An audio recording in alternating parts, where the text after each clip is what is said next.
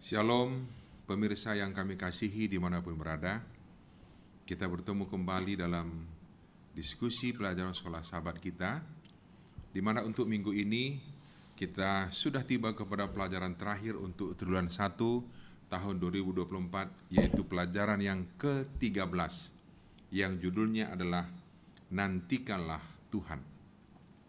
Bapak Ibu pemirsa yang kami kasihi, siaran ini kami sampaikan dari studio Voice of Seven, Jalan Tanjung Anom nomor 7, Surabaya, dari kantor Conference Jawa kawasan Timur yang bekerja sama antara Departemen Komunikasi dan Departemen Sekolah Sahabat Conference Jawa kawasan Timur.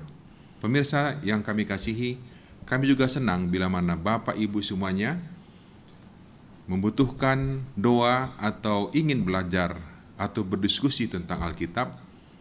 Bapak Ibu dapat menghubungi nomor WA yang tertera di layar masing-masing kita dan bisa menghubungi nomor tersebut. Maka tim kami dengan senang hati akan melayani Bapak Ibu semuanya. Pada diskusi saat ini ada dua hamba Tuhan yang akan menjadi narasumber kita, yaitu yang pertama yang di sebelah kanan saya. Beliau adalah Pendeta Kuswindarto. Beliau saat ini sebagai Gembala Jemaat dari Dukuh Kupang, Surabaya. Shalom Pendeta. Shalom Pendeta Sinuh Haji. Dan yang kedua, narasumber kita yang kedua adalah yang ada di sebelah kiri saya. Beliau adalah Pendeta Albert Sarenzong yang saat ini sebagai Asosiat Kependetaan Conference Jawa kawasan Timur. Shalom Pendeta. Shalom. Terima kasih sudah hadir. Dan terima kasih, saya sendiri adalah Pendeta Victor Sinuh Haji. Kita bersyukur kita dapat tiba kepada pelajaran ke-13, pelajaran terakhir dari pelajaran kita untuk triwulan ini. Dan kita akan memulai diskusi kita diawali dengan doa buka oleh hamba Tuhan Pendeta Kuswindarto. Mari kita berdoa. Maha besar Tuhan Allah Bapa kami yang bersemayam dalam kerajaan surga, saat kami akan mempelajari pelajaran sekolah sahabat kami pada hari ini, topik nantikanlah kedatangan Tuhan. Biarlah Tuhan memberi hikmat kepada kami untuk memahami, untuk mempelajari pelajaran yang akan terus menumbuhkan iman dan pengharapan kami sementara kami menantikan Tuhan. Pimpinlah kami Tuhan dan berkati semua umat-Mu yang menikmati acara ini untuk boleh mendapatkan kekuatan yang sama. Dalam nama Yesus kami berdoa. Amin. Amin. Kalau minggu yang lalu kita mempelajari pelajaran sekolah sahabat kita, ibadah yang tidak pernah berakhir. Dan kita tahu bahwa sepanjang hidup kita adalah ibadah untuk menyenangkan akan hati Tuhan. Dan pada minggu ini, pelajaran kita yang berjudul Nantikanlah Tuhan. Dan inilah semua ujung daripada semua harapan kita, yaitu menantikan kedatangan Tuhan untuk menjemputkan kita keluar dari dunia ini untuk hidup bersama-sama dengan Tuhan selamanya. Namun tentunya kita akan mendapatkan penjelasan daripada kedua narasumber kita, dan sebagai ayat inti daripada pelajaran sekolah sahabat kita untuk minggu ini adalah Mazmur 27 ayat 14. Kuatkanlah dan teguhkanlah hatimu, ya, nantikanlah Tuhan. Pelajaran kita mengatakan, jika ada kata terakhir yang bisa kita ambil dari kitab Mazmur itu harus nantikanlah Tuhan. Jadi yang kita harus nantikan dan yang paling kita nantikan dalam hidup kita adalah Tuhan. Tidak ada yang lain. Untuk itu kita akan mendengarkan rangkuman yang akan disampaikan untuk bagian pertama oleh Pendeta Kuswindarto. Silakan Pendeta Kus. Ya, baik, terima kasih Pendeta Sinuh Haji. Bapak Ibu saudara-saudara yang diberkati Tuhan, setelah 1 triwulan kita mempelajari pelajaran sekolah sahabat kita dari kitab Mazmur, saya percaya bahwa masing-masing kita diberkati dengan pengalaman rohani yang luar biasa dari kitab Mazmur ini. Di dalamnya kita bisa menemukan siapa Tuhan itu, seperti apa Dia, apa yang Dia lakukan untuk kita, betapa berkuasanya Dia. Dan saya pikir tidak ada alasan untuk tidak memuji Tuhan, tidak ada alasan untuk tidak bersyukur kepada Tuhan setelah kita mempelajari begitu banyak pelajaran yang indah.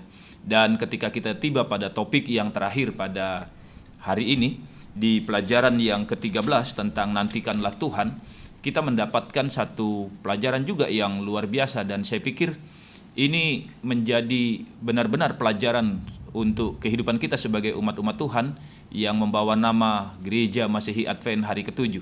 Karena Advent sendiri adalah kita sementara menantikan kedatangan Tuhan. Dan saya pikir ini pelajaran yang mengena sekali untuk kehidupan kita.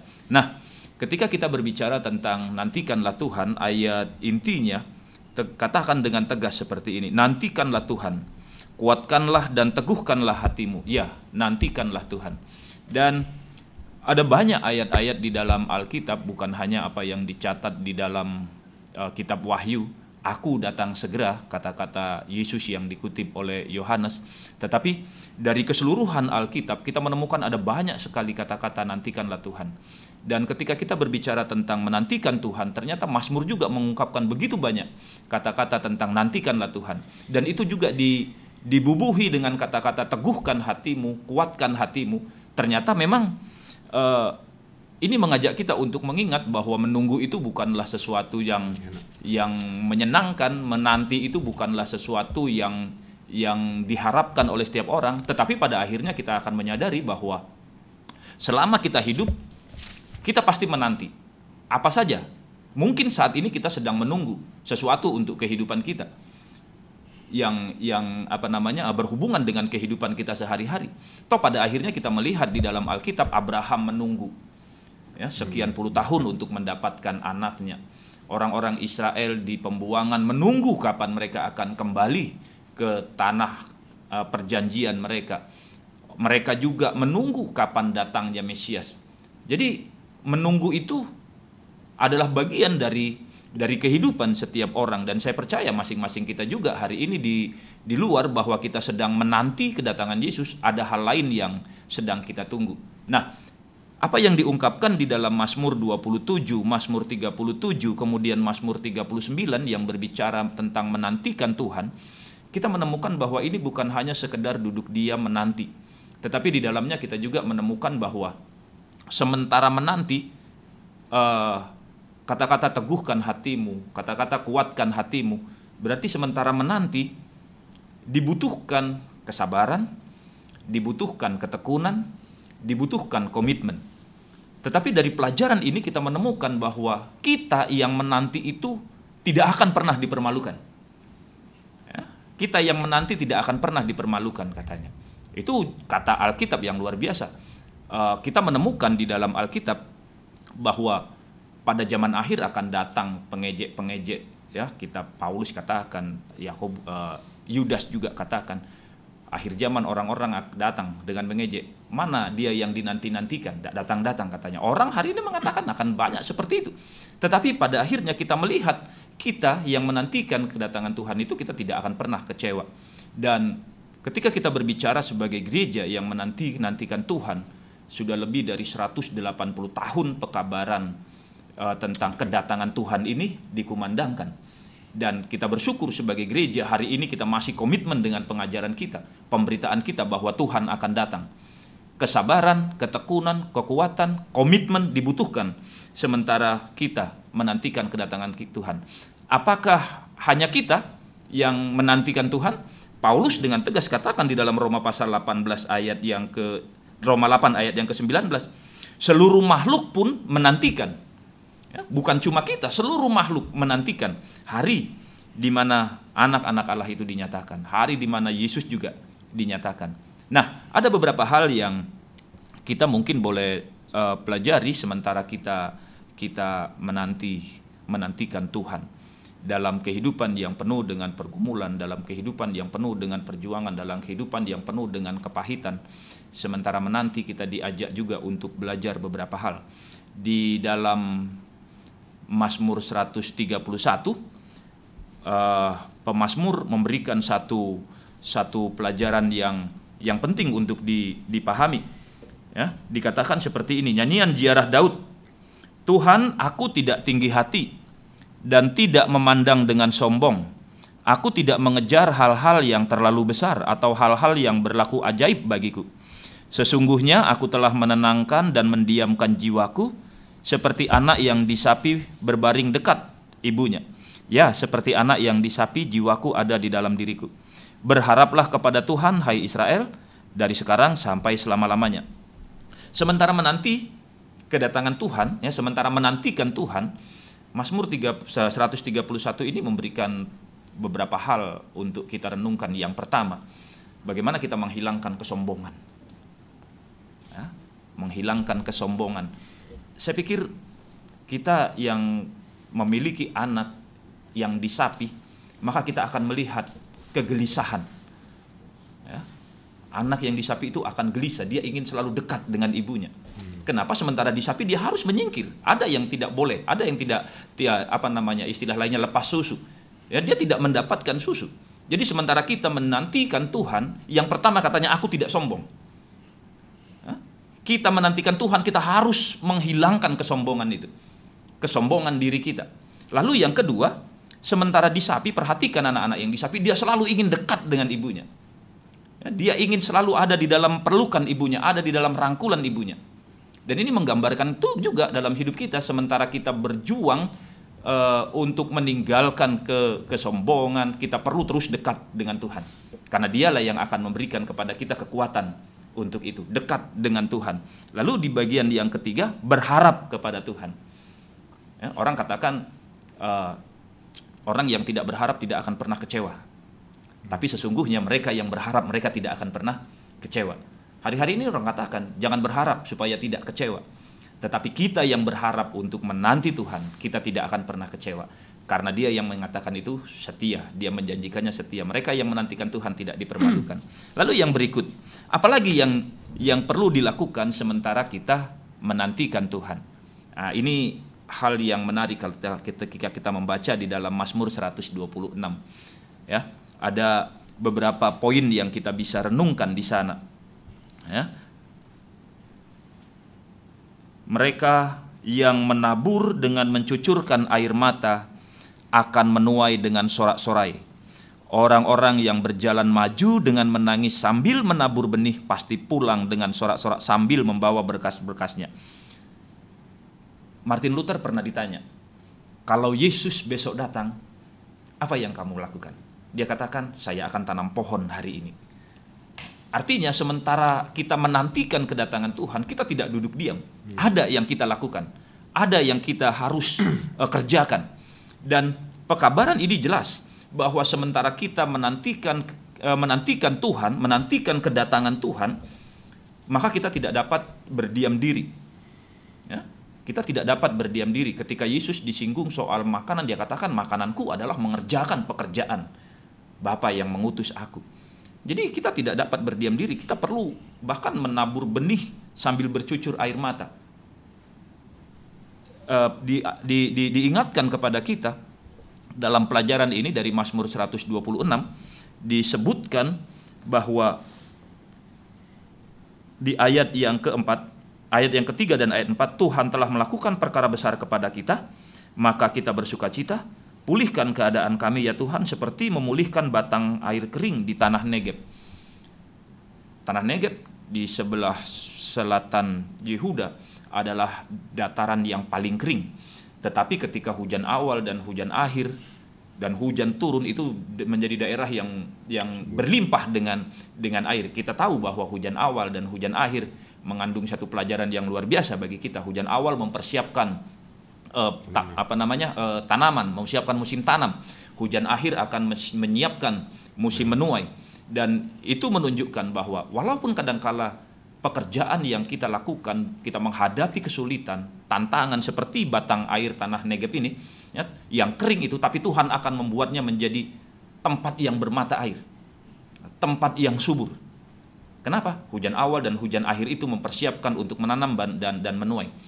Jadi sementara kita menanti, pastikan bahwa kita tidak sedang menanti di dalam diam, tetapi kita menanti bahkan melakukan pekerjaan itu dikatakan dengan mencucurkan air mata, kerja keras, ya, memberikan segala daya, segala upaya yang dapat kita lakukan sementara menanti, bukan hanya berpangku tangan. Dan pada akhirnya dia sebutkan bahwa mereka yang melakukan itu, mereka akan pulang dengan sorak-sorai, membawa berkas-berkasnya. Ada tuayan, ada banyak tuayan yang kita akan bawa juga untuk bertemu dengan Tuhan, sementara kita menanti Tuhan. Jadi bukan cuma kita yang menanti Tuhan, tapi ada yang kita akan bawa juga untuk menanti pada waktu Tuhan datang. Jadi saya pikir itu Pendeta Sinu Haji, pelajaran yang saya pikir mengena sekali bagi kita sebagai umat yang menyebut diri sedang menanti kedatangan Tuhan, bahwa inilah yang harus kita lakukan.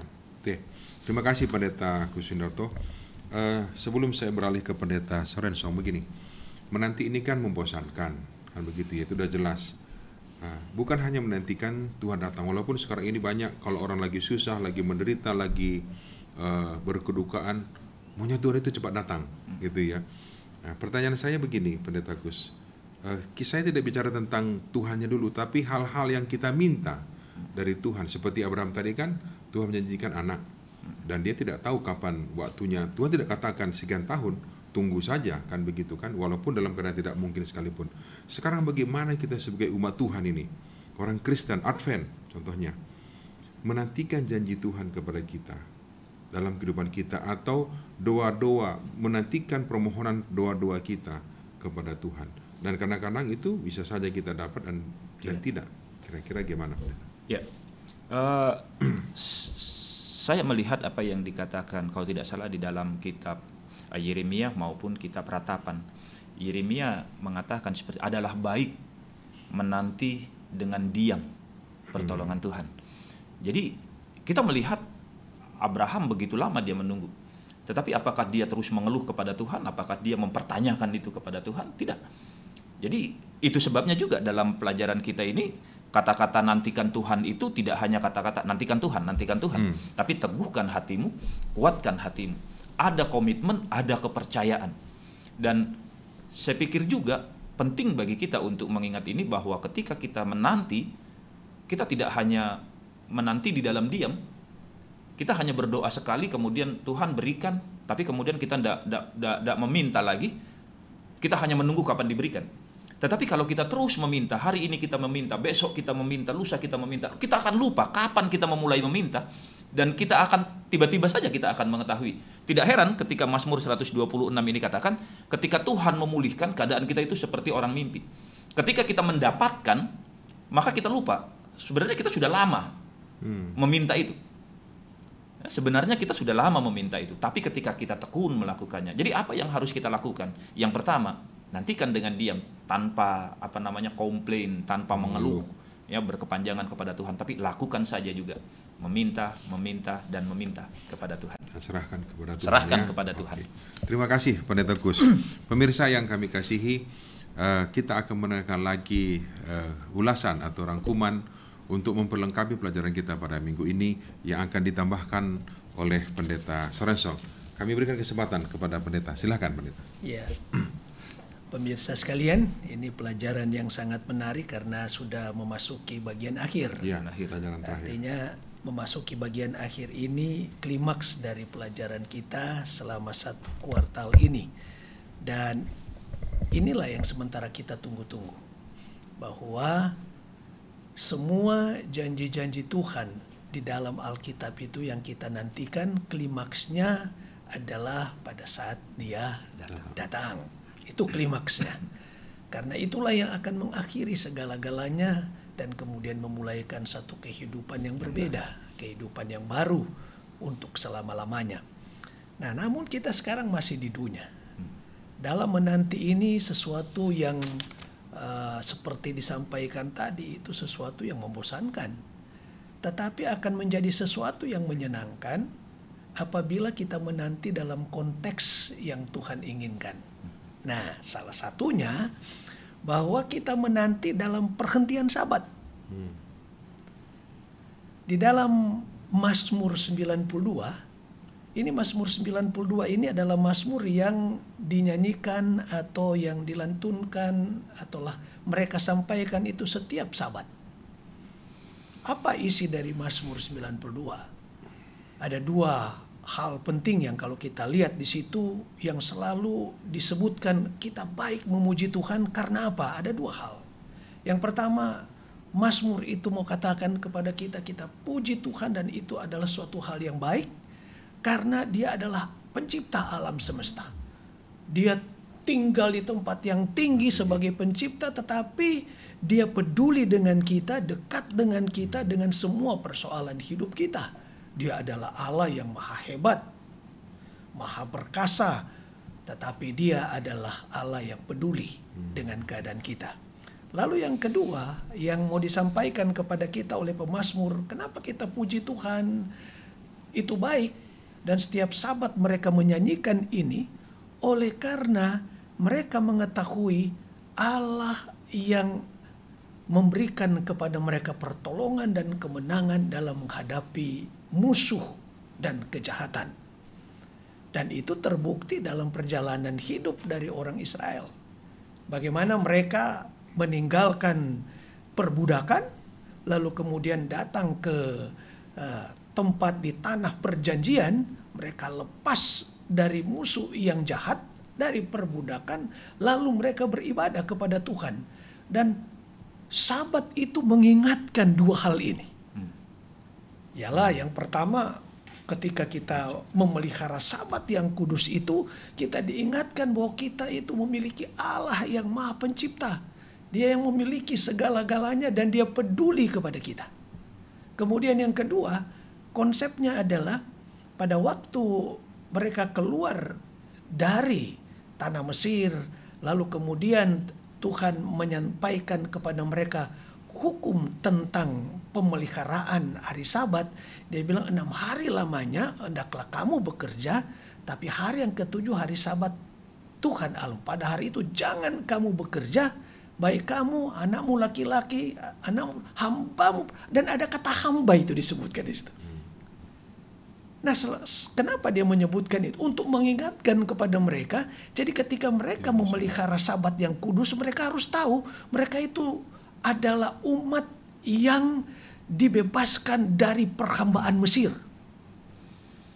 Nah, dengan kata lain, ini mengajarkan kepada kita, pemazmur mengajarkan kepada kita bahwa Allah pencipta itu, dia peduli kepada kita, dia memperhatikan kita, dan dia akan memberikan kemenangan sebagaimana orang pada zaman dulu bebas dari perbudakan. Kita juga akan mengalami kemenangan menjelang dalam penantian kita kedatangan Kristus yang kedua. Jadi bisa diaplikasikan juga untuk zaman sekarang ini. Dan ketika kita memelihara sabat, kita ingat dua hal ini. Allah pencipta kita, langit dan segala isinya, dunia dengan segala isinya. Namun dia peduli dan dekat dengan kita. Dan kita menghadapi tekanan, musuh berada di sekitar kita, kejahatan di mana-mana. Tapi kita dilepaskan, seperti orang Israel itu, mereka dilepaskan dari perhambaan. Dan itulah sebabnya konsep sabat juga salah satunya adalah menyebutkan kepada kita itu adalah hari mana kita merasakan pembebasan Tuhan kepada kita. Nah, sekarang setelah kita merasakan itu, maka pemazmur mau ajarkan kepada kita prinsip ini, bahwa karena kita telah dibebaskan oleh Tuhan, maka dia mengangkat kita sesuatu yang lebih. Dia memberi kepada kita kekuatan, dan lukisan di dalam ayat Mazmur ini menyebutkan, kau tinggikan tandukku seperti tanduk banteng. Artinya Tuhan berikan kekuatan untuk menghadapi tantangan yang besar. Nah, bukan hanya itu, dia juga mengurapi dengan minyak yang baru disebutkan di dalam ayat ini. Seperti tanduk banteng, aku dituangi dengan minyak baru. Nah, minyak ini kan gambaran pengurapan. Dipakai untuk mengurapi imam dan raja. Artinya apa?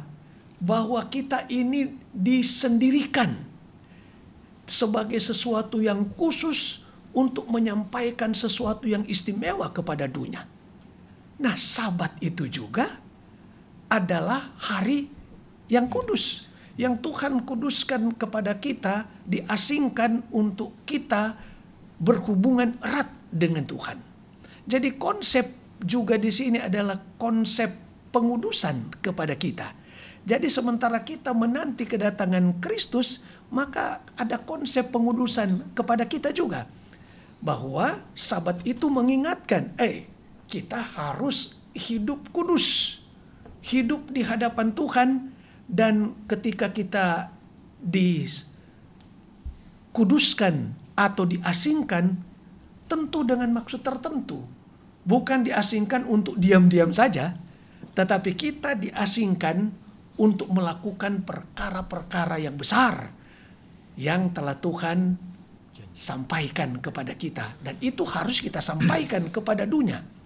Nah, dengan berbagai pergumulan yang kita hadapi, Tuhan kasih tahu kepada kita, ternyata walaupun kita ada pergumulan ini, orang Israel menyanyikan itu setiap Sabat pujian. Kenapa?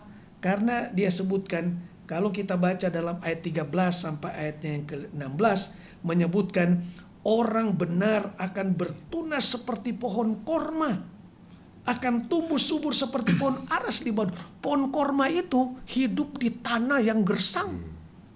Artinya kehidupan umat Tuhan yang dipenuhi dengan tantangan, tekanan hidup, masalah, tapi mereka tidak akan pernah kalah. Mereka akan tetap bertumbuh. Boleh jadi pohon-pohon yang lain mati, tidak tahan dengan tekanan, tapi akan bertumbuh seperti pohon korma, lalu kemudian seperti aras Lebanon.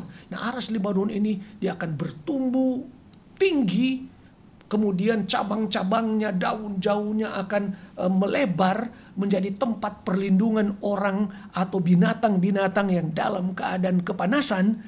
Ini membuktikan juga kepada kita, walaupun kita menghadapi tantangan dalam menunggu, tetapi ketika kita juga memelihara Sabat yang kudus, kita ingat bahwa kita akan mengalami kemenangan demi kemenangan, dan kita walaupun berhadapan dengan banyak persoalan, kita akan bertumbuh seperti pohon korma, lalu kemudian kita akan seperti aras Lebanon. Kenapa? Karena kita punya hubungan yang akrab dengan Tuhan yang ditanam di bait Tuhan, di bait suci. Orang bertanya, di bait suci ada pohon nggak? Di bait Tuhan. Nah, di sekitar bait itu tentu ada pohon-pohon yang bertumbuh, di mana ada burung-burung yang tinggal di dalamnya, mereka bernaung di dalamnya. Nah, mau membuktikan kepada kita bahwa sebagai umat Tuhan kita bersyukur dan memuji Tuhan, dan ini dilakukan oleh orang Israel setiap hari Sabat. Mereka melantunkan ini, Mazmur 92, untuk menggambarkan bahwa Allah Maha Besar sebagai pencipta. Dia juga adalah Allah yang memberi kemenangan dari setiap musuh. Dan dia juga yang akan menolong kita untuk menghadapi berbagai tantangan-tantangan dan tetap bertumbuh, berkembang, menjadi orang yang kuat di dalam Tuhan. Padahal ada banyak tantangan. Kenapa? Karena kita telah diurapi secara khusus, dikhususkan menjadi umat yang istimewa untuk menceritakan kebesaran dan kebaikan Tuhan dalam hidup kita. Makanya kita kan imamat yang rajani. Untuk apa? Memberitakan. Ya, kita diurapi untuk hal-hal itu. Memberitakan apa yang kabar-kabar besar tentang keselamatan, tentang Kristus yang akan datang untuk menyelamatkan kita. Mungkin pendeta, saya potong sedikit begini. Ada orang saking lamanya Yesus belum datang gitu ya, sudah murtad, sudah lemah imannya kan. Kira-kira kenapa bisa begitu, dan bagaimana supaya kita ini tetap teguh dalam iman sampai yang kita nantikan itu tiba? Gimana kira-kira? Barangkali kita boleh ambil contoh Yakub. Yakub kan dia cinta sekali kepada Rahel kan. Tapi pada waktu dia bekerja 7 tahun, diberikan kepadanya siapa? Lea. Nah, tetapi kalau kita baca Alkitab, dia menyebutkan dia rela bekerja lagi 7 tahun tambah. Jadi 14 tahun untuk mendapatkan siapa? Yang dicintai itu. Orang yang dia cintai. Dan menurut Alkitab, dia bekerja selama itu dia merasa seperti hanya apa? Beberapa hari saja. Singkat saja, karena ada bahasa itu. Karena cintanya kepada Rahel. Jadi kalau kita mau menunggu kedatangan Kristus, yang harus kita pakai jangan hitung berapa lama dia datang. Tapi kita perhitungkan dengan cinta kasih. Kalau kita mencintai orang, kita tidak peduli berapa lama dia datang. Besok, tahun depan, 10 tahun depan, cinta saya tetap, saya akan dengan senang hati selalu akan menunggu orang yang kita cintai. Jadi kalau begitu, banyak orang kan sekarang memang pakai konsep kapan. Kapan itu kan selalu berbicara tentang waktu. Nah kalau orang berbicara tentang waktu, dia akan kecewa.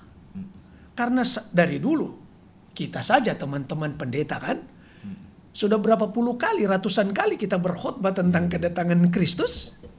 Bahkan kita sudah dengar waktu kecil pendeta-pendeta tua mengkhotbahkan Yesus akan datang segera, tapi sampai sekarang belum datang.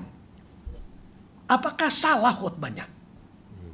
Apakah salah Alkitab? Oh tidak. Tetapi yang dilihat di sini adalah konteks cinta kasih. Itulah sebabnya kalau kita dalam menanti kedatangan Kristus, lalu hubungan cinta kita itu makin dalam satu dengan yang lain, kita tidak peduli kapan. Bukan menjadi persoalan kapan, tapi berapa dalam cinta saya. Kita kasih contoh aja orang yang secara dunia aja yang pacaran. Saling mencintai. Nggak nikah. Tidak jadi nikah. Bahkan ada yang berani ambil keputusan tidak akan pernah nikah. Karena dia cuma mencintai satu orang ini. Dia tidak mau berikan cintanya kepada yang lain. Bahkan dia menikah dengan orang lain pun, ini bahasa dia katakan, aku bahagia kalau aku melihat engkau bahagia walaupun menikah dengan orang lain. Mengapa dia bisa ucapkan kata-kata begitu? Padahal dia sudah nunggu lama. Karena dia cinta yang tulus. Tapi Yakub tadi menunggu tidak hanya diam kan? Dia kerja. Nah, itu dia makanya. Jadi kalau kita menunggu sambil berdiam diri, pasti akan bosan dan lumayan membosankan. Karena cinta itu bukan pasif. Ya, aktif. Cinta itu aktif. Itulah sebabnya Yesus dia menunjukkan kepada kita cintanya aktif. Dan dia melakukan banyak hal untuk menyelamatkan kita. Nah, mungkin kita datang aja kepada bagian yang akhir. Ya. Nah, di bagian akhir ini, karena ini klimaksnya, bahwa sementara kita menunggu, tentu kita menunggu sukacita, bukan? Nah, di dalam buku Mazmur menggambarkan tentang sukacita itu datang pada pagi hari. Orang kan selalu merindukan pagi hari. Mengapa pagi hari? Pagi hari itu pada saat semua kesusahan malam hari kita sudah lewati, kita bangun pagi dan kita merasa segar. Itulah sebabnya dalam lukisan-lukisan itu mengatakan, contoh kita lihat dalam buku Mazmur, dia mengatakan bahwa sepanjang malam ada tangisan, menjelang pagi ada sorak-sorai. Jadi orang selalu merindukan pagi. Kapan matahari terbit? Kenapa? Seolah-olah dengan terbitnya matahari semua kesusahan yang hari yang malam itu berlalu, kita tidak akan ingat lagi. Karena sudah datang hari yang baru. Lalu kemudian pemazmur juga dia lukiskan bahwa aku pagi hari menyampaikan seruanku kepadamu. Memuji engkau karena kasih setiamu pada pagi hari. Karena engkau adalah kota benteng tempat aku berteduh pada waktu kesesakan. Ini pagi hari menggambarkan tentang kesegaran. Nah, begitu juga digambarkan di dalam pelajaran kita bahwa satu saat semua kesusahan dan kesulitan kita itu akan berakhir seperti ketika terbitnya matahari. Contoh di dalam Alkitab yang disebutkan dalam Markus pasal 16 ayat 1 sampai 8, dia berbicara tentang kebangkitan Yesus. Begitu kan? Jadi Murid-murid kan merasa sedih, susah pada waktu Yesus mati. Bahkan ada cerita-cerita bahwa mayatnya itu dicuri, mereka bersusah hati. Tapi pagi-pagi setelah matahari terbit, ini para wanita ini disebutkan tentang wanita-wanita ini, mereka pergi. Ada Salome di situ, ada Maria Magdalena, dan ada Maria yang lain. Pergi ke kubur. Dan mereka sudah berbicara, ini siapa yang akan menggulingkan batu itu. Tapi betapa mereka sangat kaget dan bersuka cita. Ternyata Yesus sudah apa? Sudah bangkit. Dan kebangkitan itu sering digambarkan seperti sampai bertemu pada pagi yang cerah. Orang selalu menggambarkan semua kesusahan-kesusahan yang telah terjadi dalam hidup, bahkan akhirnya kita mati. Namun ada bahasa yang berkata sampai kita bertemu pada pagi yang cerah. Pagi apa itu? Kebangkitan. Pagi kebangkitan. Dan inilah yang menjadi kekuatan yang luar biasa kepada umat Tuhan. Dan ini diulang-ulang sehingga kalau kita baca di dalam 2 Petrus 1 ayat 19, ini bagus sekali ini. Ada ayat ini bagus sekali. Dia sebut begini. Dengan demikian kami makin diteguhkan oleh firman yang telah disampaikan oleh para nabi. Artinya diteguhkan oleh firman Allah. Apa yang meneguhkan kita? Apa yang kita baca di dalam firman Allah tentang Kristus. Lalu alangkah baiknya kalau kamu memperhatikannya. Perhatikan apa? Semua yang ditulis tentang Kristus di dalam Alkitab ini. Kenapa? Karena dia bilang perhatikan itu sama seperti memperhatikan pelita yang bercahaya di tempat yang gelap sampai fajar menyingsing. Jadi ketika kita memperhatikan ini firman Allah, janji-janji bahwa kita menantikan kedatangannya, dan itu menguatkan kita, maka semua kesulitan malam yang digambarkan gelap itu, tekanan hidup, semua itu akan berakhir sampai terbitnya fajar. Dan dalam Alkitab dia sebutkan begini, sampai menyingsing dan bintang timur bersinar di dalam hatimu. Siapa bintang timur itu? Yesus Kristus. Yesus Kristus. Dalam Wahyu 22 ayat 16 itu kan bintang fajar itu adalah Yesus Kristus. Jadi pada saat kita membaca semua tulisan-tulisan ini yang bercerita tentang janji-janji Yesus, maka akan muncul di dalam hati kita kecintaan kepada bintang fajar itu. Kecintaan kita kepada Yesus. Karena dialah yang kita tunggu-tunggu. Makin kita belajar tulisan-tulisannya di dalam Alkitab ini, makin cinta kita kepadanya, makin rindu kita bertemu dengan dia. Dan kerinduan itu akan kita wujudkan dalam hidup kita. Kita bukan berdiam diri.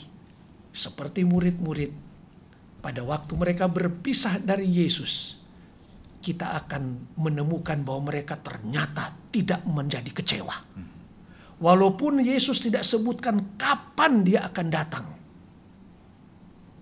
Tetapi yang mereka lakukan adalah mereka tahu Yesus akan datang. Janji mereka simpan di dalam hati mereka. Dan mereka menjadi saksi. Ke Yerusalem. Dan di berbagai, di Yudea, Samaria, dan sampai ke ujung bumi. Apa yang menggerakkan? Ini penantian kepada Kristus ini menggerakkan hati mereka. Dan Roh Kudus memberi kepada mereka kuasa untuk menceritakan ini. Sama dengan kita. Kita menanti hari ketika Yesus akan datang. Kita sudah lama menunggu dengan cinta. Tuhan, kami mengasihimu. Kami mencintaimu. Kami mau bertemu dengan segera. Dan inilah yang membuat kenapa kita menyampaikan kabar selamat ini kepada orang lain. Kita seperti yang disebutkan bahwa kita ini adalah sebagai saksi-saksi, disampaikan Injil kepada orang lain, supaya bukan kita yang hanya menikmati saja, tetapi orang lain juga. Nah, lalu ada pertanyaan di sini. Apakah kita dengan keadaan sekarang ini, mampukah saya secara pribadi untuk dapat bertahan menunggu? Ini ada satu, dia katakan begini. Perintah Tuhan kita menantikan dia adalah perintah yang mustahil. Kecuali dia telah melakukan pekerjaannya di dalam kita melalui Roh Kudus. Antusiasme manusia sebesar apapun tidak akan pernah mampu menahan tekanan yang akan ditimbulkan oleh penantian pada diri kita. Jadi ternyata akan ada banyak tekanan. Banyak sekali kesulitan dalam menanti, dalam diri kita. Menanti bertemu dengan dia. Karena diri kita ini lemah. Hanya Kristus, hanya satu hal yang akan menahan ketegangan itu dalam kita menanti, katanya. Apa itu? Dan itu adalah tinggal di dalam Yesus Kristus. Apa itu tinggal di dalam Yesus? Kita punya hubungan pribadi dengan dia. Jika Kristus diam di dalam hati kita, dia akan bekerja di dalam kita, baik kemauan maupun pekerjaan menurut kerelaannya. Kita akan bekerja sebagaimana dia bekerja. Kita di dalamnya, kita akan bertumbuh di dalam segala hal ke arah dia, ke arah Kristus. Luar biasa. Jadi, menanti itu hanya dapat kita lakukan kecuali kita punya hubungan dengan pribadi yang akrab dengan Yesus. Dan hubungan pribadi itu adalah cinta. Bagaimana saya punya hubungan akrab kalau saya tidak mencintai? Tidak mungkin. Betul. Kita hanya dapat punya hubungan akrab kalau kita mencintai dia. Dan Tuhan juga sangat mencintai kita. Cinta inilah yang membuat kita menanti dengan sabar. Sampai itu terwujud pada akhirnya. Dan buku Mazmur yang kita pelajari, disitulah kita temukan bahwa doa dan nyanyian kita adalah tempat hati Tuhan dan hati kita bertemu setiap hari yang kita belajar selama ini dalam buku Mazmur. Penantian itu sepadan. Luar biasa. Kapan itu kita akan rasakan? Tidak lama lagi. Karena cintanya. Cinta. Wah, menyenangkan kalau kita belajar tentang menanti dengan cinta kasih.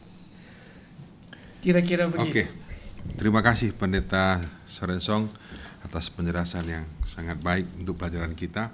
Pemirsa yang kami kasihi, kedua narasumber kita sudah memberikan ringkasan untuk pelajaran kita sepanjang minggu ini sebagai pelajaran terakhir daripada triwulan pertama tahun 2024. Ada satu kata yang ditulis dalam buku pelajaran Sekolah Sahabat kita, dikatakan pengharapan adalah atribut yang membuat pandangan kita tertuju ke surga saat kita menantikan kedatangan Yesus yang kedua kali. Manusia yang tidak punya harapan, dia tidak ada artinya hidup. Tapi kita punya harapan atau pengharapan akan Tuhan. Dan kita akan tetap teguh menanti sampai Yesus datang menjemput kita masuk ke dalam kerajaan surga. Kiranya Tuhan memberkati kita semuanya dan menjadi berkat pelajaran ini untuk kita semuanya, untuk membuat kita lebih setia, berpengharapan sampai Tuhan datang. Tuhan memberkati kita semuanya dan kita akan bertemu untuk pelajaran Sekolah Sahabat berikutnya pada minggu yang akan datang. Dan kita akan tutup diskusi kita pada saat ini. Hamba Tuhan Pendeta Sorensong akan pimpin dalam doa tutup. Silakan Pendeta.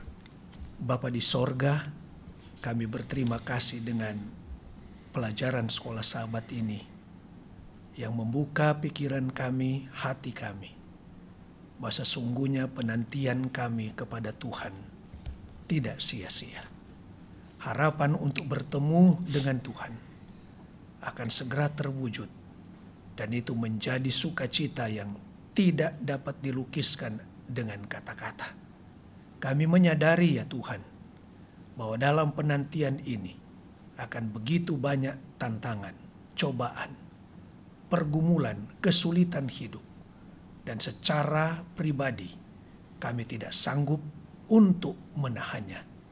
Tetapi Tuhan menjanjikan kuasa untuk menolong kami, supaya kami dapat bertahan sampai pada akhirnya kami dapat bertemu dengan juru selamat kami yang kami cintai, yang juga sangat mengasihi kami.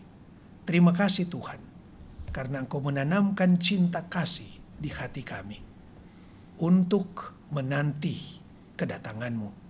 Dengan cinta yang sama, kami bagikan pengharapan ini kepada orang lain, agar bukan kami saja yang menunggu kedatangan-Mu dan bertemu dengan-Mu, tetapi banyak orang yang juga mengasihi Engkau, yang telah mendengarkan kabar selamat ini, yang akan datang bersama-sama untuk menyambut kedatangan Tuhan dan berseru dengan suara yang nyaring, inilah Allah yang telah lama kami nanti-nantikan. Terima kasih Tuhan.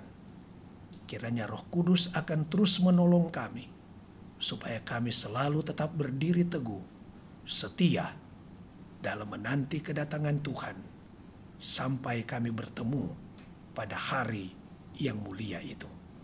Terpujilah Tuhan dalam hidup dan pelayanan kami, karena kami berdoa hanya di dalam nama Tuhan Yesus Kristus, Juru Selamat kami.